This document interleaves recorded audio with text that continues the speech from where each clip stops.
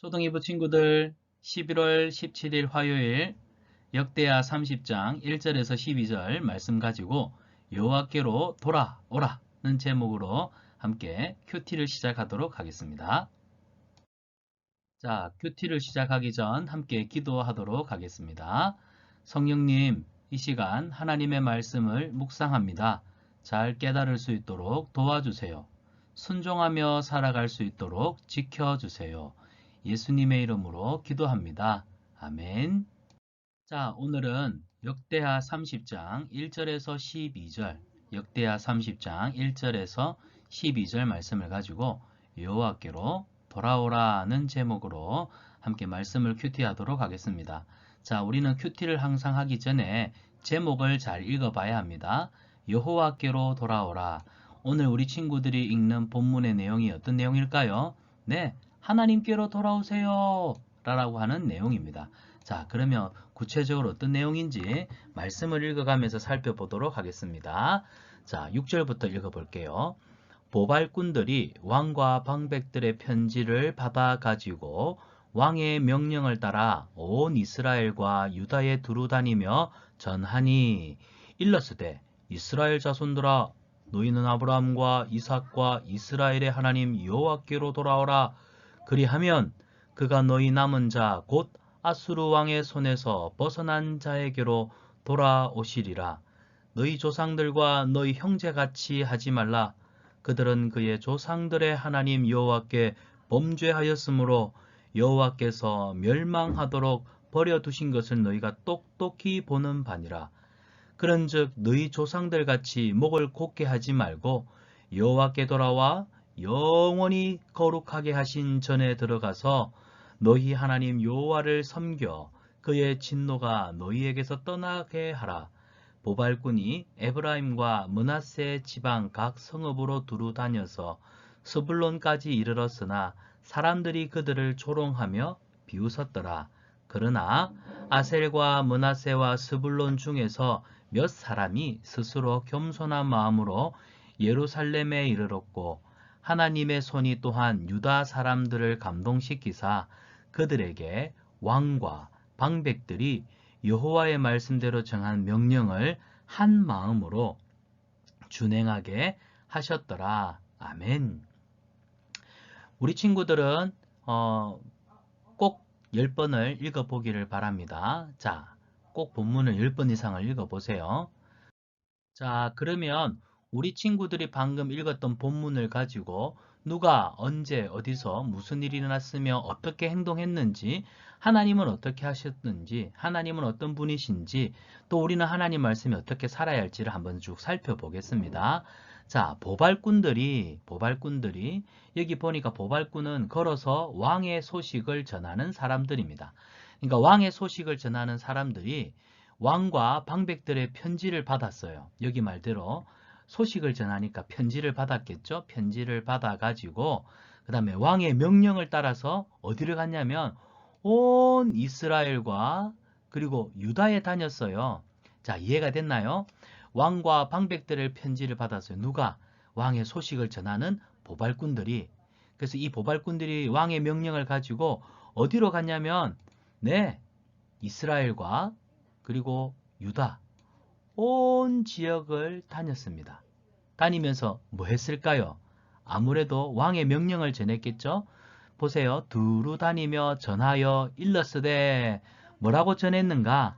자, 목사님이 연두 색깔로 표시해 보겠습니다. 뭐라고 전했는지 여기서부터 나옵니다. 이스라엘 자손들아 너희는 아브라함과 이삭과 이스라엘의 하나님 여기 보세요. 여호와께로 돌아오라. 그리하면 그가 여기서 그가는 하나님입니다. 하나님이 너희 남은 자 곧 아수르 왕의 손에서 벗어난 자에게로 돌아오시리라. 아수르 왕의 손에서 벗어난 자에게로 돌아오시리라. 너희 조상들과 너희 형제같이 하지 말라. 여기 너희 조상들과 너희 형제는 뭐냐면 우리가 지난주에도 큐티해 봤지만 이스라엘의 왕들 중에는 하나님을 섬기는 왕들도 있었지만 하나님을 섬기지 않는 왕들도 참 많았잖아요. 그들이 결국 하나님을 섬기지 않고 우상을 섬김으로 아수르 왕에게 어떻게 됩니까? 예, 전쟁에서 져서 어려운 일을 막 당하는 것을 우리가 보았잖아요. 너희 조상들처럼 우상을 섬기고 하나님을 떠나지 말라 이 말입니다. 그들은 그의 조상들의 하나님 여호와께 뭐 했다고요? 범죄하였대요.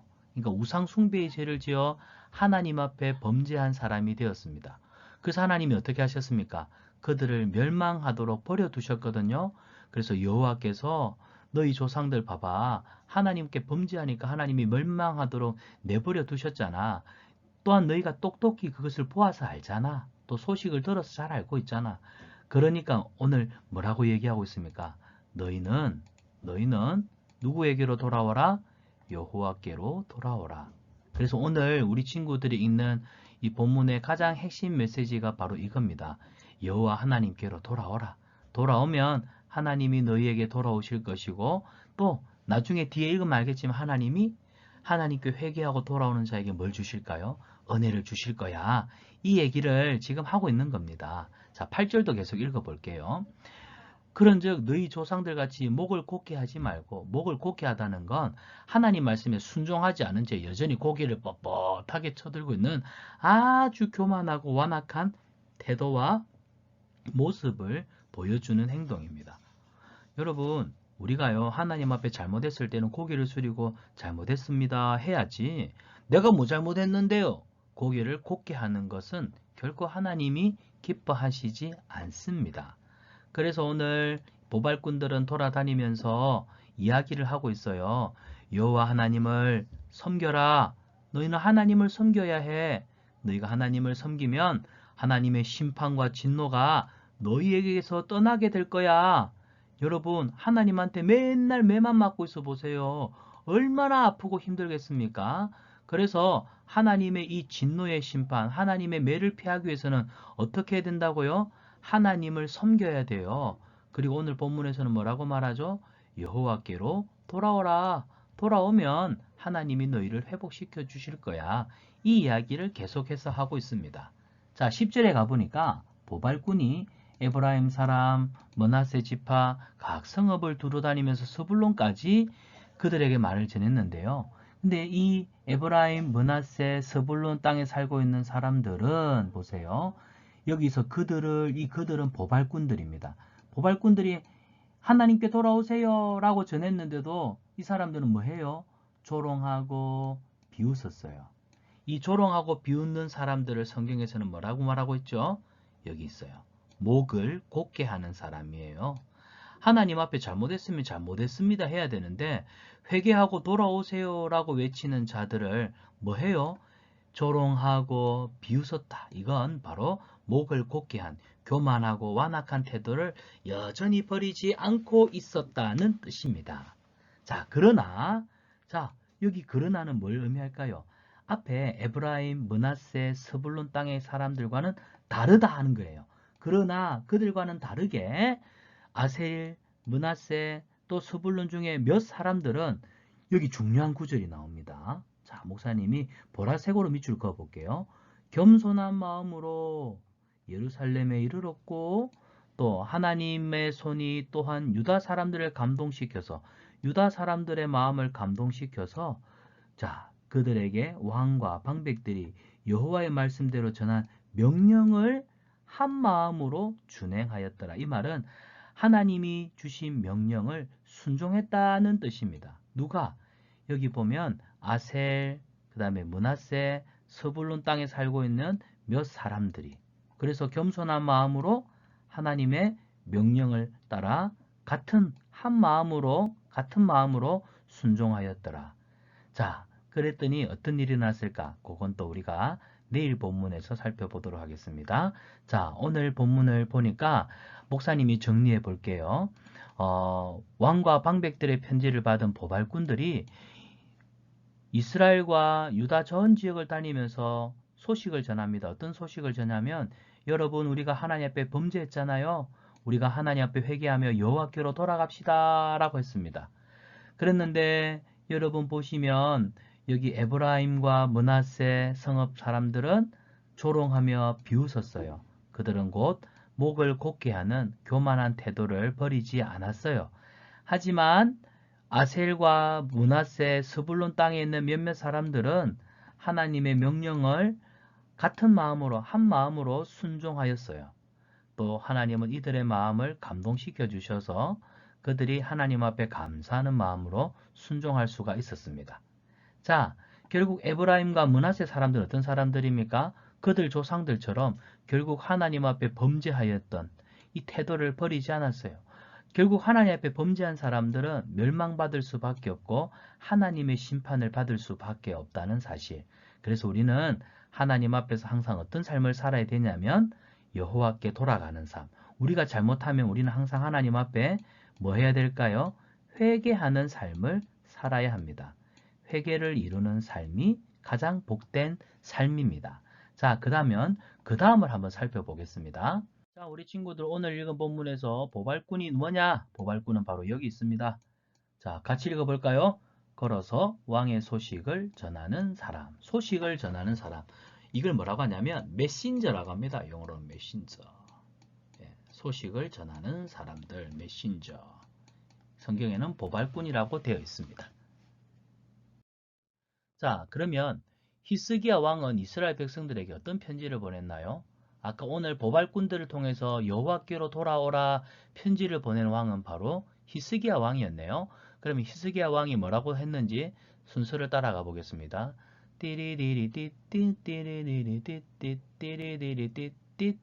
오, 첫 번째 글자는 여. 그 다음 계속 가보겠습니다. 호. 두 번째 글자는 호입니다.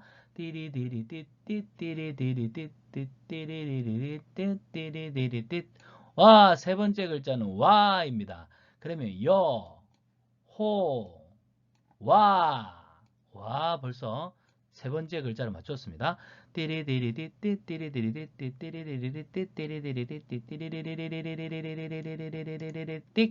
네 번째 글자는 뭘까요?